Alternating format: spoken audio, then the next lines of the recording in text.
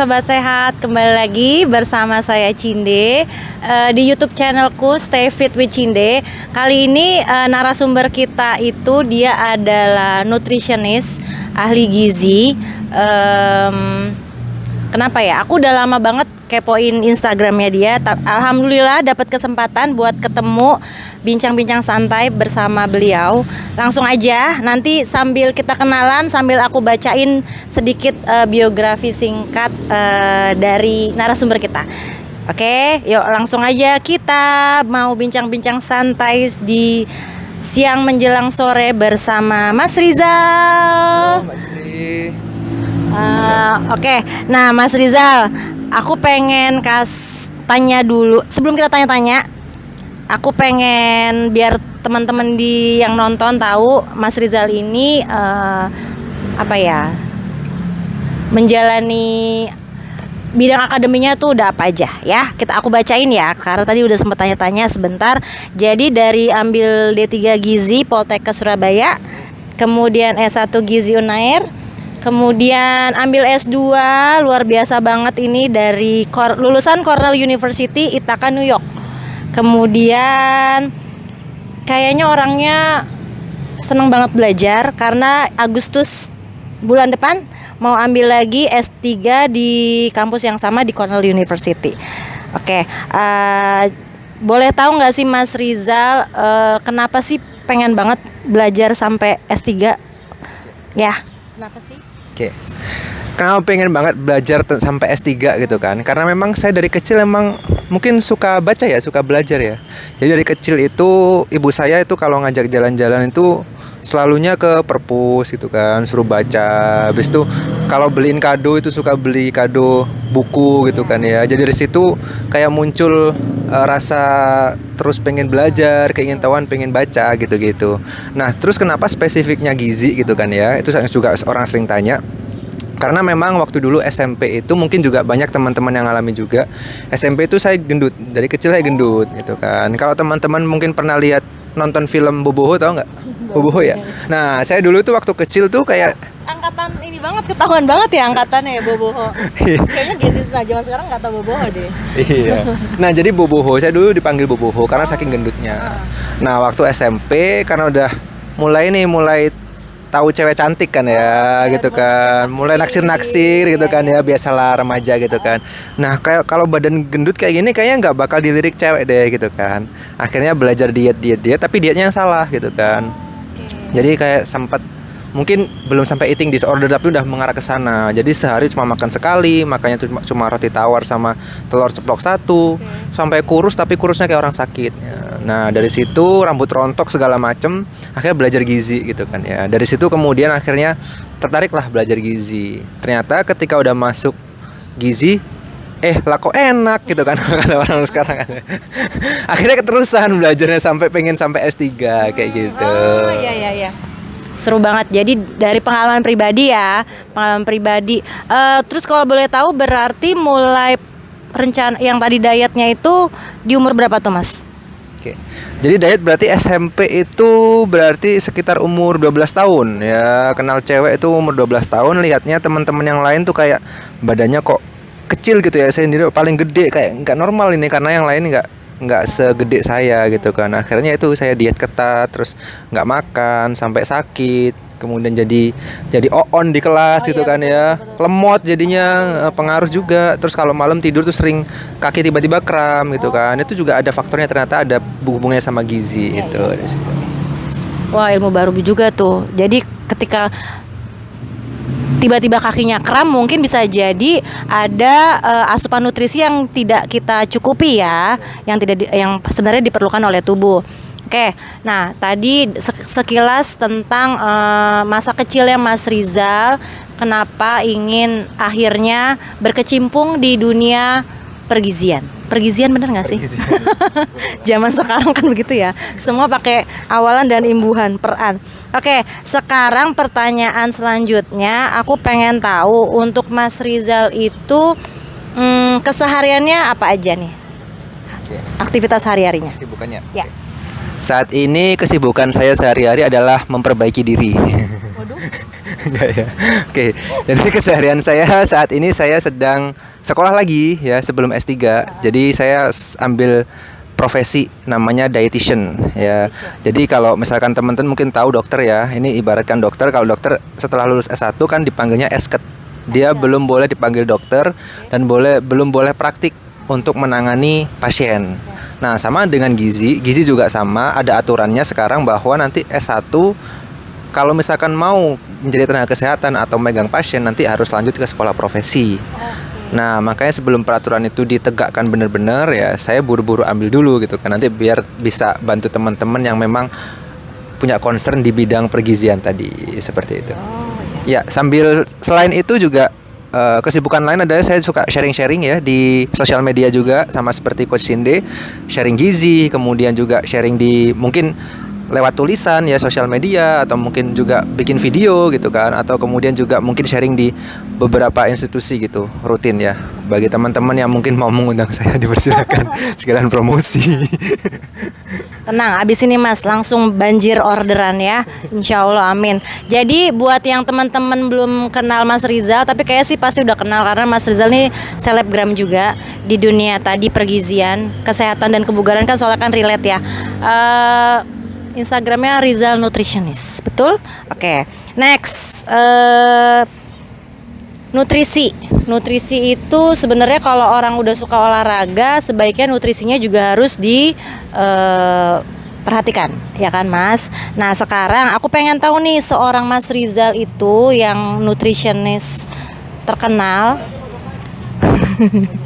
jenis olahraganya Mas Rizal tuh olahraganya ngapain aja sih? Apakah kardio kah atau apa? Coba kita pengen tahu dalam seminggu Mas Rizal itu olahraganya apa aja. Oke. Kalau sekarang saya fokusnya hanya strength training. Jadi nge-gym ya bahasanya, nge-gym seminggu mungkin diusahakan 3 sampai 4 kali. Programnya ada deh program. Kalau teman-teman mau program tanya aja Coach Sinde gitu kan. Nah, selain itu sebenarnya saya juga hobi olahraga yang lain gitu kan. Kalau masa kecil dulu saya suka ikut karate dulu. Karate sampai udah sabuk yang tingkat atas gitu. Terus sempat juga pernah ikut basket gitu kan ya. Tapi ternyata kayaknya bakat saya bukan basket. Oh gitu.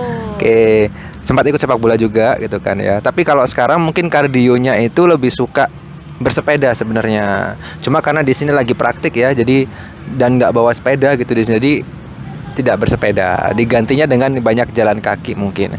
Kalau jogging nggak suka saya, kurang ya kayak gitu. Ya, balik lagi, olahraga apapun yang penting lakukan yang kita sukai ya Mas Rizal ya. Mau jogging kah, sepedaan kah, strength training kah, nanti seiring berjalannya waktu fitness journey-nya kan pasti akan akan mengalir sendiri. Intinya olahraga apapun lakukanlah. Jadi kualitas hidup kita mungkin bisa menjadi lebih baik ya Mas Rizal ya. Oke, itu tadi sedikit singkat tentang olahraga karena Mas Rizal pakarnya adalah keahliannya di bidang nutrisi. Jadi kita kali ini lebih banyak mengulik tentang nutrisi. Dan pertama aku pengen tahu diet. Definisi diet itu apa sih Mas sebenarnya? Terus kadang mitos dan fakta tentang diet, terus pola makan yang sebaiknya dilakukan bagi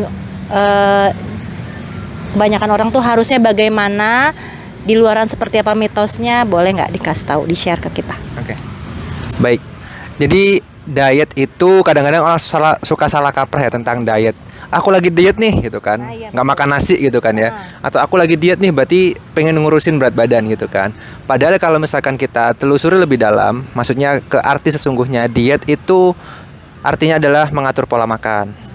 Mengatur pola makan seperti apa? Ya sesuai dengan tujuan masing-masing orang gitu kan. Ada orang yang memang pengen turun berat badan, berarti dia dietnya adalah diet untuk turun berat badan. Tapi bukan hanya sebatas untuk turun berat badan. Ada orang pengen naik berat badan itu juga diet gitu kan, diet untuk naik berat badan. Ada orang punya penyakit tertentu, diabetes atau mungkin hipertensi, itu juga ada diet namanya diet hipertensi, diet diabetes gitu kan. Jadi diet itu maknanya luas, bukan hanya tentang turun berat badan. Lanjut kan? Oke. Terus pertanyaan kedua tadi apa? Mitos dan fakta. Ngomongin mitos dan fakta diet ini banyak banget ya. Jadi setiap tahun pasti akan ada keluar jenis mitos terbaru tentang diet. Yang paling populer yang pertama adalah karbohidrat bikin gemuk. Itu sudah bertahun-tahun dengan model bagaimanapun pasti keluar gitu kan ya.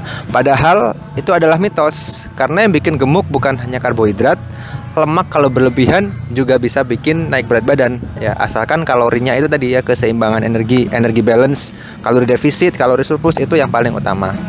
Yang kedua adalah minum air es bikin gemuk.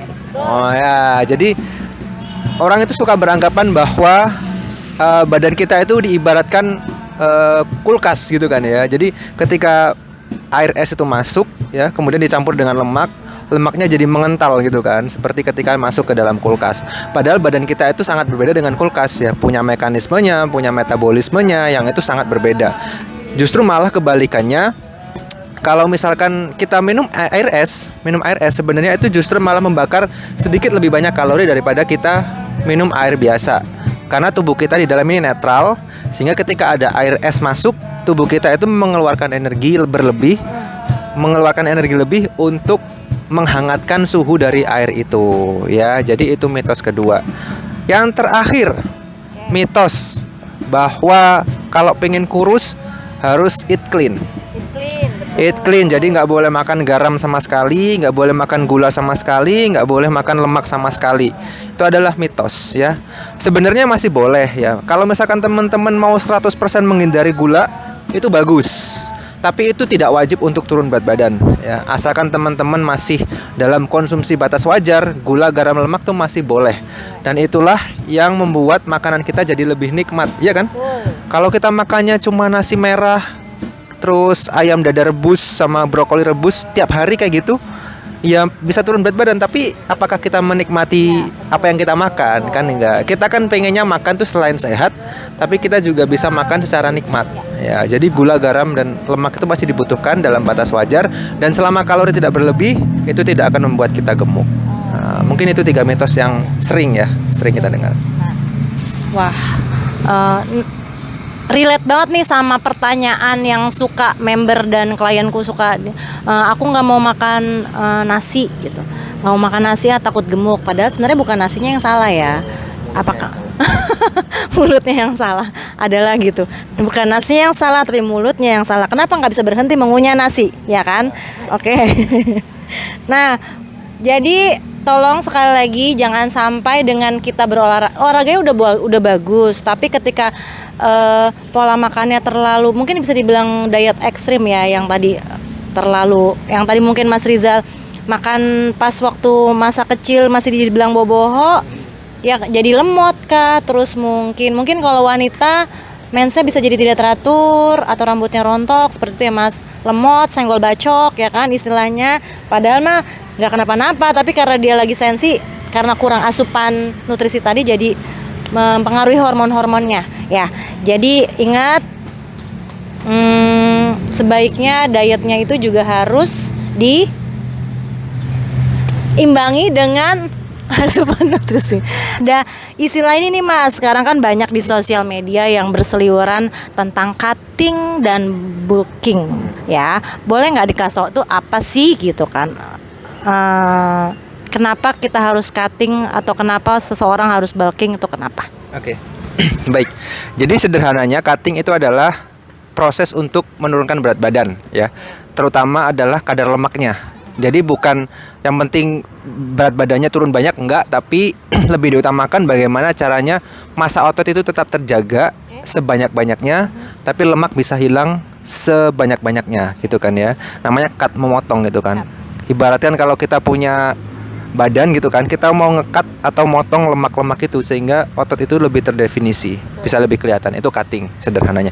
Kalau bulking sebaliknya. Jadi bulking itu bagaimana caranya menaikkan berat badan ya, tapi berat badannya itu kalau bisa berasal dari otot sebanyak-banyaknya, tapi lemaknya itu naik sedikit, seminimal mungkin ya, sehingga apa yang terjadi, maka berat badannya bertambah tapi kebanyakan dari otot. Nah, dua fase itu yang memang sering dilakukan oleh orang-orang yang memang suka sama ini ya, nge-gym, fitness gitu ya, untuk mencapai body goals tertentu gitu kan. Misalkan pengen gedein bagian bicep nih atau tricep gitu kan. Biasanya bulking gitu kan karena pengen digedein gitu kan. Tapi biasanya kalau habis bulking misalkan 9 bulan gitu kan ya, pasti ototnya naik tapi pasti ada lemaknya. Nah, itu kemudian kita lakukan proses cutting ya. Jadi cutting itu biar lemaknya lebih hilang tapi ototnya tetap terjaga sehingga bisa lebih terdefinisi, bisa kelihatan lebih berotot, lebih gede, kadar lemaknya rendah. Nah, kalau udah itu ya udah nggak tahu lagi. Maksudnya itu maksudnya itu goals untuk beberapa orang gitu kan ya. Pengen terlihat ototnya lebih terdefinisi, pengen terlihat lebih six pack.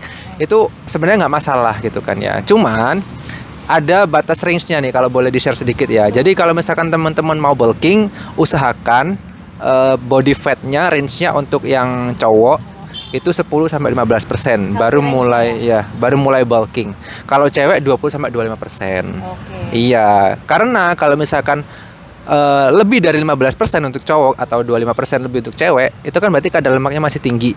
Sensitivitas insulinnya masih belum bagus gitu kan ya, dan lain-lain hormonalnya belum optimal sehingga ketika nanti ditambahin surplus kalori dengan banyak gitu kan, dikhawatirkan nanti kemudian yang meningkat banyak justru lemaknya. Yang justru malah nanti pas waktu proses cutting itu lebih susah lagi ya, karena cuttingnya harus memotong lemak yang sangat banyak gitu. Nah, sebaliknya kalau misalkan lebih dari 15% yang cowok atau mungkin cewek lebih dari 25% atau sebenarnya range ideal cowok sampai 20% sih, atau yang cewek 30%.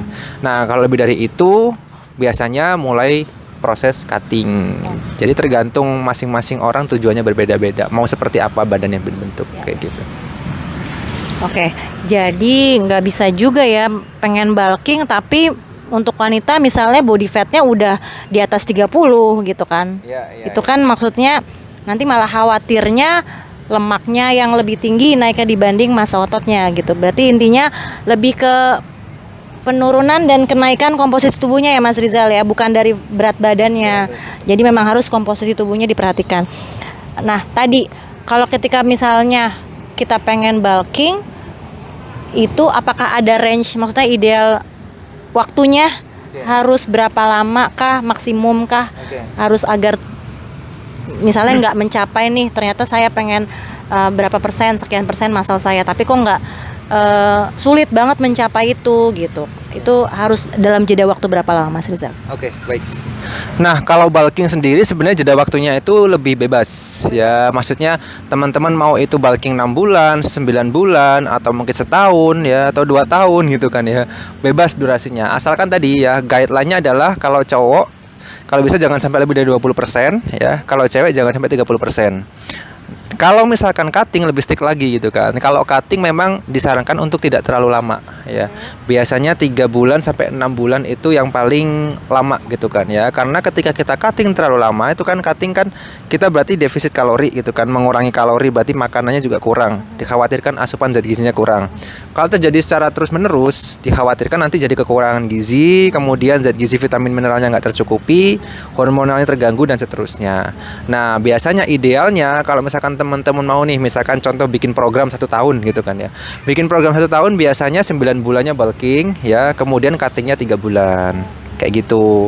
Nanti baru kemudian setelah cutting 3 bulan, tahun kedua itu kan dia bulking lagi 9 bulan atau mungkin 6 bulan, kemudian cuttingnya 3 bulan atau 6 bulan. Jadi silahkan disesuaikan dengan program teman-teman masing-masing.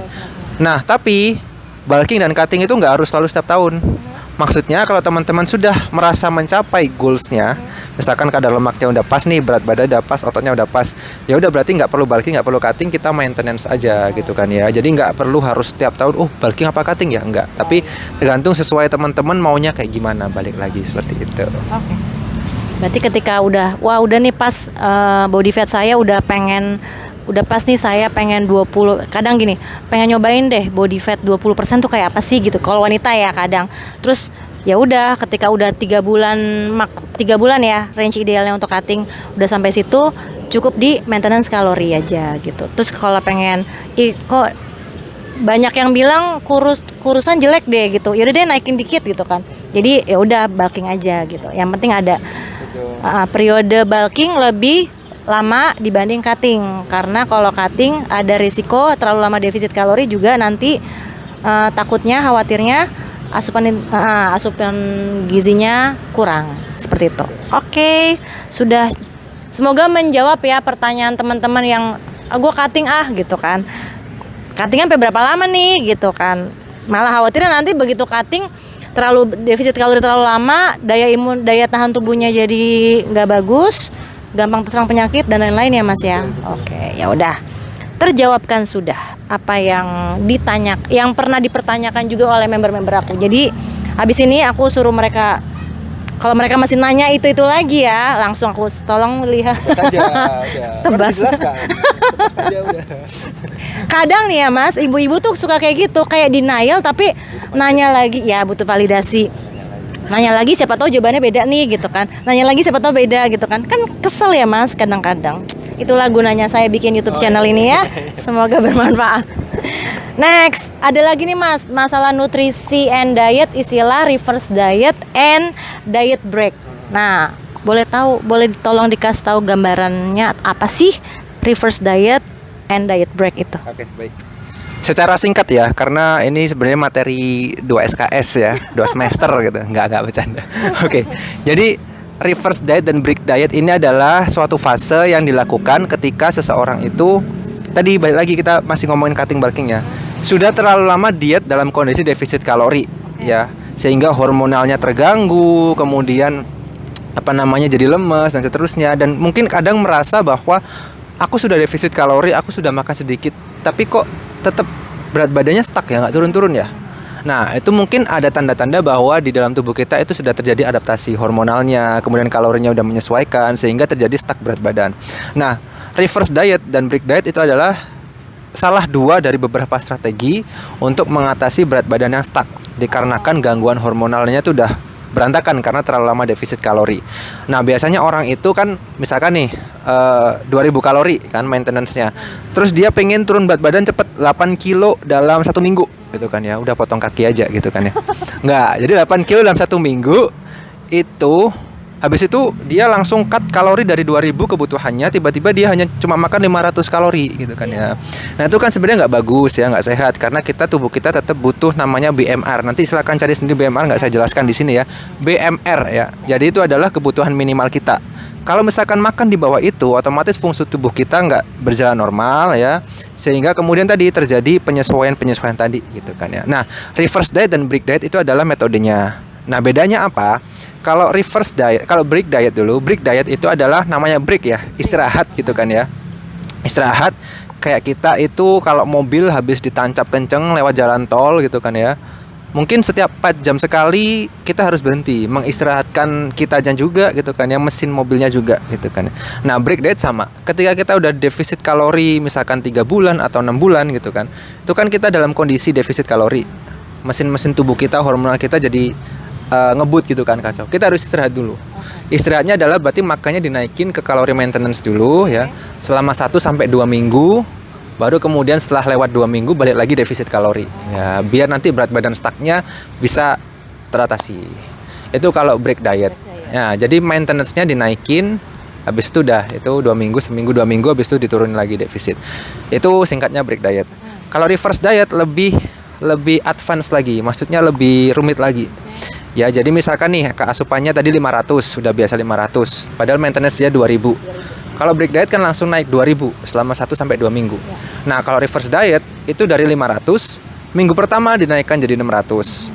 Minggu kedua dinaikkan 700, minggu ketiga 800 ya, sampai kemudian nanti di titik 2000 atau bahkan mungkin 2500. Ya, jadi reverse tuh maksudnya mengembalikan, menaikkan secara perlahan kalori yang tadinya 500 mau dinaikkan ke 2000, tapi nggak bisa langsung, tapi di reverse 700 1 minggu pertama, 800 minggu kedua dan seterusnya. Nah, jadi reverse diet itu lebih advance lagi dan butuh ketelitian yang lebih detail karena naiknya itu cuma 100 setiap minggu ya, jangan sampai kemudian kelebihan. Fungsinya apa? Fungsinya untuk mengembalikan tadi hormonal yang sudah kacau tadi, biar sedikit-sedikit akan kembali ke titik semulanya, sehingga nanti ketika defisit kalori lagi itu hormonal udah bagus, sehingga nanti turun berat badannya bisa lancar lagi. Mumet nggak, Mbak? Lumayan sih, saya akan mencoba menelahnya dengan cara menonton ini berulang-ulang kali. Jadi intinya reverse diet and break diet ini ketika ada orang yang defisit kalori yang terlalu ekstrim. Jadi terjadi kalau itu bagaimana mengembalikannya ke calorie maintenance kayak gitu ya. Berarti kalau reverse diet harus per 100 kalori, Mas. Rata-rata 100 sampai 200. Semakin Oh. kecil semakin bagus karena naiknya bertahap. Karena balik lagi untuk biar mengembalikan si hormonnya, adaptasi hormonnya ya. Berarti lebih lama dong prosesnya. Yes. Oke. Ya, jadi kalau break diet 1 sampai 2 minggu, kalau reverse diet mungkin bisa sampai 2 bulan sampai 6 bulan tergantung teman-teman maunya baliknya ke titik berapa kalori gitu kan ya. Dan bahkan mungkin selama proses reverse diet diimbangi dengan olahraga angkat beban, itu justru juga terjadi progres gitu kan ya. Bukan berarti reverse diet kalorinya naik berarti berat badan naik juga kan. Nggak mesti gitu kan ya. Kadang-kadang justru malah ketika reverse diet kita olahraga performa juga makin bagus, angkatannya juga makin bagus. Terus kemudian lemak kita jadi berturun gitu kan ya. Jadi berat badannya mungkin tetap, tapi pinggangnya jadi lebih kecil karena lemaknya turun, ototnya naik, dan ada terjadi banyak perubahan sekali gitu. Banyak sekali perubahan yang terjadi ya. Jadi balik lagi kalau memang orang itu memang sudah suka nge-gym gitu kan, suka olahraga angkat beban, biasanya mindsetnya udah berubah mulai. Bukan hanya tentang berat badan aja gitu kan ya, tapi mulai perhatikan progres-progres yang lain. Misalkan lingkar perut, lingkar lengan, lingkar pinggang, performa olahraga semuanya pasti diperhatikan gitu. Berarti lebih challenging reverse diet sebenarnya. Betul. Karena memang harus sabar ya. Oke, next. Pertanyaan berikutnya. Kan aku lagi ngejalanin intermittent fasting nih. Ya kan? Aku pengen tahu sebenarnya intermittent fasting itu aman nggak sih buat tubuh kita? Karena aku memang udah setahun lah menjalani IF ini, baru makan di atas jam 12. Ya alhamdulillah sih masih bisa menjalani aktivitas sehari-hari. Nah, aku pengen tahu tips intermittent fasting yang aman itu seperti apa sih, Mas? Oke, baik. Nah, intermittent fasting